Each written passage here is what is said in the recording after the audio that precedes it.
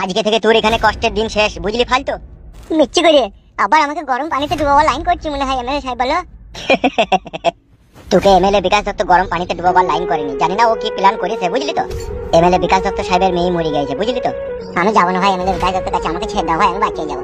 বাড়ি চলে যাবি? তোর বউকে ফেরত নিবি না তো? আমি 4 দিন আড়াই টাঙানো ছিলাম, এই 4 দিনে যে কষ্ট আমি পেয়েছি, আমার বইয়ের ভালোবাসা আমার মন থেকে আপনি মুছে গেছে। তাই বললে হয় নাকি খেপা? যার জন্য এত কিছু তাকে যদি জীবনে না পাস, তাই আর এই কষ্ট করার মানে কি হইলো? আমি বলবো না ভাই, আমাকে ছেড়ে দাও, আমি বাড়ি পালাবো। আমি ছাড়ার কে? আমার ছাড়ার কোনো অধিকার আছে? তোকে বল, তাই তোকে ছেড়ে দেবো। তোকে এখন ধরে নিয়ে যেতে বললো এমএলএ সাহেব তার কাছে। আবার আমাকে মারবে বলো? সেটা তো আমি আর বলতে পারছি না, তোকে মারবে কি না মারবে। এখন তোকে নিয়ে যেতে বললো, তো আমার সাথে কোন চো? আমাকে ছেড়ে দাও ভাই, আমি যাবো না।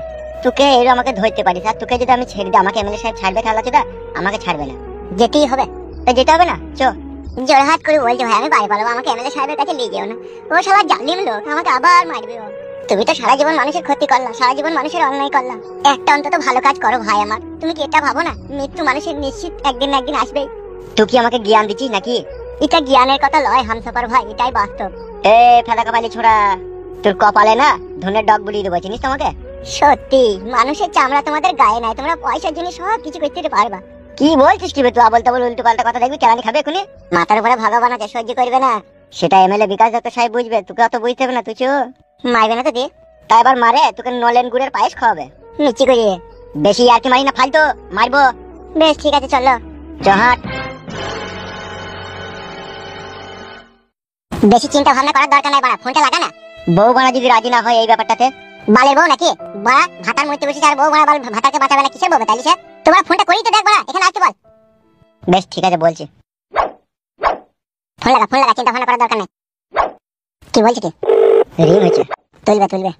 হ্যাঁ হ্যালো। হ্যাঁ বলো। বলছি শোনা, বাবা মা ওখানে থাকে, থাকুক, ঠিক আছে? তুমি একবার বাড়ি এসো। কেন, কিসের জন্য? তুমি এসো, দরকার আছে একবার। কখন, কবে যাবো, কবে আসবে সেটা বলছে। বলছি আজকে চলে এলি ভালো হইতো। বেশ ঠিক আছে আমি আসবো। আর একটা কথা শুনো। হ্যাঁ বলো। বলছি বাবা মাকে ওসব কথা বলার দরকার নাই, ঠিক আছে? তুমি সোজা চলে এসো, বুঝলা তো? কি বলার দরকার নেই বাবা মাকে? তুমি এখানে আসো, এটা বলার দরকার নাই। তুমি ঝড়াম করে আসবা, যে আমি আবার তোমার সাথে চলে যাবো। বেশ ঠিক আছে তাই হবে। বেশ রাখলাম তাহলে। হ্যাঁ রাখো।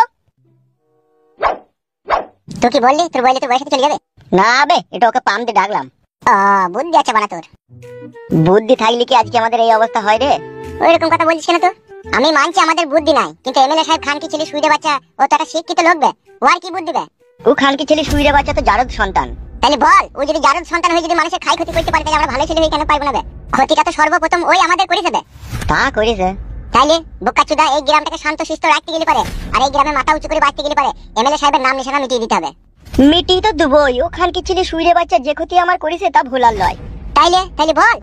খাপে যদি পেয়ে যায়, শালার আমি লিঙ্গু কেটে বিচি দুটোকে বাই করে কড়াই ভরে আমি মজ মজ করে ভাজবো। করাম করে চিবি দিবি নাকি? ওই শালা হারামের বিচি চিবি খাবো তো ভাবলি কি করে? ওই শালাকে আমি ঘৃণা করি না। তাহলে বিচি দুটো সবসময় বাই করি বা কি করবি, লেগেই থাকো। আমার একটা জিনিস চিন্তা হচ্ছে কিন্তু ফুটো। কি চিন্তা হচ্ছে? বউ বাড়া আবার রাজি হবে তো এই কাজটা করতে? তুই শুধু হু দিবি, বোঝানোর দায়িত্ব আমার। মেয়ে ছেলেকে কি করে বুঝাইতে হয়, কি করে না বুঝাইতে হয় সেটা আমি ভালোভাবে জানি। তুই শুধু হ্যাঁ হু দিবি, বাদ বাকিটা যা বুঝাবার আমি বুঝিয়ে দেবো। বুঝাইতে পারলি তো ভালো হয়, তাহলে আমরা দুজনে একটু চিন্তা থেকে মুক্তি হয়। তোর বউ কখন আসবে, কখন? বললো তো যে আমি চলে যাবো। তাহলে তোর বাড়ি আসবে তো? হ্যাঁ। তাহলে চো, এটা বসে কি করবে? ঠিকই বলেছিস, চো।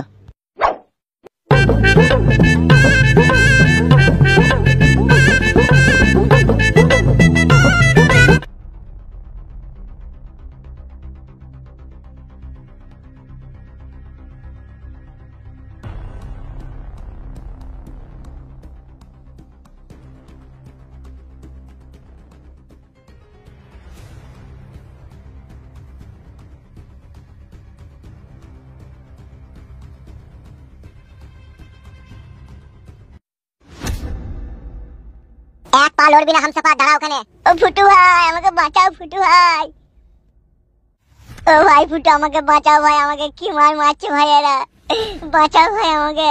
এই সুরে বাচ্চা, তোকে কে বাঁচাবে বে? আমি বাঁচাবো বে, আমি বাঁচাবো। তুই বাঁচাবি? শালা হারামি, মাঙে হার নাই আর নুড়া পাড়া কোট। হামসাফার, আমাকে মনে হয় চিনিস না। আমি একদিন এমএলএ বিকাশ দত্ত সাহেবের ডান হাত ছিলাম। তুই কে বে? আর তোকে আমার চিনার কোনো প্রয়োজন নাই বে। এই মুখ বেঁকিয়ে দেবো মেরে।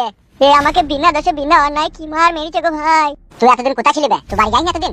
বাল আমাকে যেতে দিচ্ছে নাকি? তাই এমএলএ সাহেব আমাকে ধরে লিখে আড়াই টাঙিয়ে রেখে দিল। কি মার মেরেছে আমাকে, বাল যেতে দিচ্ছে, বাড়ি যেতে দিচ্ছে না কোরা। কি রে খান কি ছেলে, এই মাসুম ছেলেটার উপরে এত অত্যাচার করেছিস? তুই মনে হয় জানি না তুই কার সাথে পাঙ্গা লিছিস। জানি রে জানি, একটা বেজারমার সাথে পাঙ্গা লিছি জানি। কি আমি বেজন্মা? বেজারমাদের একটা নির্দিষ্ট ঠিকানা থাকে, কিন্তু তুই শুয়ে বাচ্চাদের সেটা নাই বে। তোরা মানুষ নামে কলঙ্ক বে, তোরা জানোয়ার বে, তোরা এক ধরনের পশু বে। আঙুল নামিয়ে মুখ সামলিয়ে কথা বলবি শালা হারামি। তুই হারামি বে শালা, তোর বাপ হারামি, তোর মা হারামি, তোর বোন হারামি, তোরা সবাই হারামি বে। ফালতু শালাকে শিলে মারবো। আর গায়ে একবার হাত দিয়ে দেখ, তোর হাত ভেঙে গুড়িয়ে দেবো বে। কার হাত ভেঙে গুড়বে বে তুই? তোর বে তোর। লে ভাঙ ভেঙে গুড়ো। মারবো তোকে আমি। তোর বাপ এমএলএ বিকাশ দত্তকে মনে হয় চিনিস না তুই? এমএলএ বিকাশ দত্ত আমার বাপ? তবে রে খান কি ছেলে। ও মাগো ও বাবু কি মারে। বাল খান কি ছেলে, বাল শুয়ে বাচ্চা এমএলএ বিকাশ দত্ত তোর বাপ? বাবা রে। বাল শালা, বাল মনে হয় বাল। ও মাগো ও বাবু বাল শালা, বাল শুয়ে বাচ্চা। ও বাবা রে। মরে গেলাম লাগে। শুয়ের বাচ্চা কিছু বলা হয় না বলে বার বেরিয়ে গেছে, সব বারবার কমিয়ে দেবো কমিয়ে দেবো। ও মাগো ও বাবু শুয়ের বাচ্চা দিলে দিলে।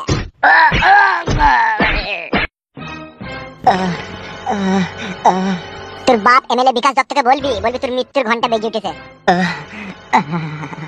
বুঝিয়ে দিবি তোর বাপ এমএলএ বিকাশ দত্তকে। My name is Fluto, only one king Khan. চল এখান থেকে, হামসাপাতি আমার সাথে চল। ও মাগো ও বাবা গো।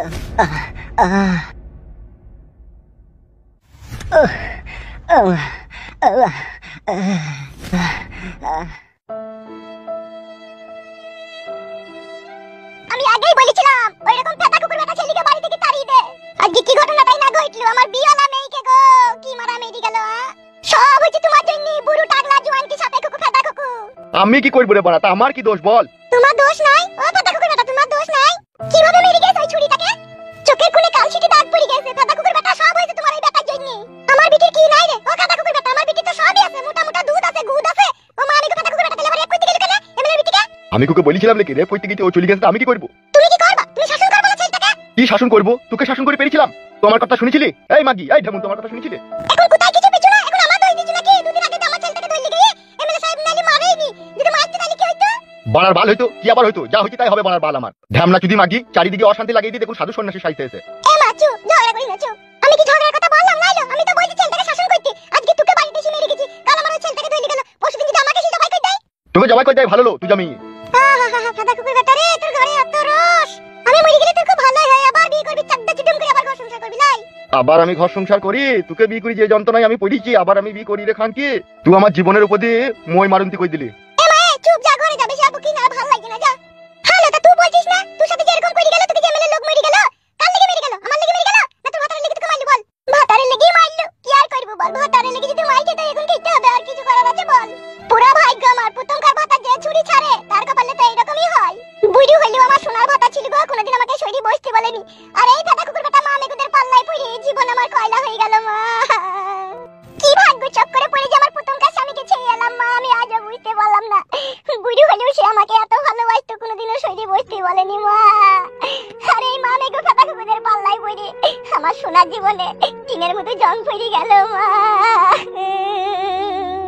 স্বামী আমার বুড়ো ছিল কিন্তু কত ভালোবেসে ছিল সে ভালোবাসা ভোলার লয় রে মায়া। রাতে যদি কোনোদিনও পা হাত যন্ত্রণা করতো, এমন সোনার ভাতা ছিল আমার, পা হাত শুধু টিপে দিত মা গো ওই মায়া। আর এই মামেগুদের পাল্লাই পড়ে রূপ জৈবন খুলি দু মামেগুদের মন পেলাম না রে মায়া আমার। মনের ভিতরে যেই দুঃখের পাহাড় জমলো মারে মায়া আমার, কাউকে খুলে দেখাবার লয় রে মায়া। সব কিছু তোমার জন্য আর তোমার ছেলের জন্য হচ্ছে ও মা। আমি আর কারো দোষ দেবো না মা গো মায়া আমার। ও মা আমার এই পুরা ভাগ্য মা গো, পুরা ভাগ্য শুধু তোর একা লয় রে মা, পুরা ভাগ্য আমারও। নাইলে এই মা আমি টাকলা জোয়ানকে রূপ জৈবন খুঁজে তুই এই মা আমি বুড়ো বয়সে কি আমি মন পাই না বল? আমার আর ভালো লাগছে না মা, আমার আর এই যন্ত্রণা ভালো লাগছে না রে। চুপ চুপ, আর কাঁদিস না চুপ। তুই ঢেমুন মাগি বিশাল যন্ত্র। কেন রে ও ফাটা কুকুর বেটা, আমি আবার বিশাল যন্ত্র কি করে হলাম? বুঝি দেখ গা। কি বুঝি দেখবো? এমএলএ বিকাশ দত্তর সাথে তোর একদিন তো লাইন ছিল।